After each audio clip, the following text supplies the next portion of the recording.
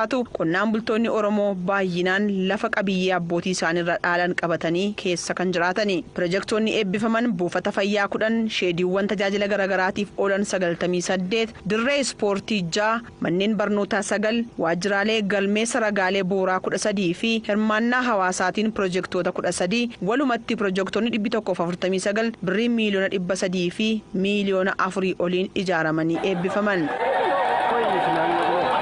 Kantiibaa itti aanaan bulchiinsa magaalaa Finfinnee Injiinar Taakkalaa Uumaa eebba pirojektoota irratti wanti jedhan lafti qonnaan bulaa lafa misoomaati. Yoo harka tursitan dhaloota boriitiif yaaduu keessan mirkaneessitu lafti keessan seenaa keessanii jedhan. Qotee bulaa fi ijoolleen qotee bulaa kutaa magaalaa kana jirtan lafa warri keessan qabsoo hamaadhaan asiin ga'an dhiiga isaanii irratti dhangalaasan lafee isaaniitti caccabsan seenaa biyya kanaa keessatti seenaa Oromoo keessatti lafa jecha maal akka ta'e warri beektan lafa keessan dabarsitanii gurgurina.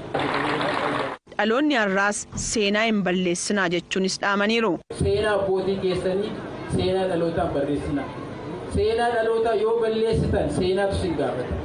Oromoon qabsoo hamaadhaan lafa of harkatti hambiste. Keessumaa Finfinnee fi naannoo Finfinneetti warri lafa gurgurtan, warri daldaltan, dallaalaan walakkaa jirtan yoo dandeessan ofii jecha walakkaa ba'a. Bulchaan kutaa bulchiinsaa magaalaa Boolee obbo Xilaawun Fiqaaduu bu'uuraaleen misoomaa ijaaraman hawaasa harka qalleessaa fi ijoollee qonnaan bultootaaf carraa barnootaa uuma kunuunfadhaa jedhan. Ijoolleen keessa mana barnootaa kana dura carraan argatin baay'een isaanii akka kutaa magaalaa Boolee akka isaan itti barachuu danda'anidha. Hanqabu mana barnoota dhuunfaatti barsiisuu danda'a. Carraan immoo ijoolleen qotee bulaa fi uummanni hiyyeessi immoo harka qalleessa ta'e itti barsiisuu danda'u.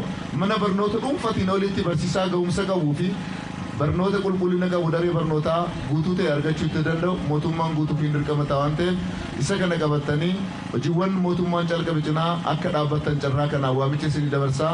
Jiraattonni naannichaa eebba pirojektii irratti hirmaatanis Oromoon lafa isaa irratti hojjetee akka fooyya'uu fi tumsi mootummaa murteessaadha jedhaniiru.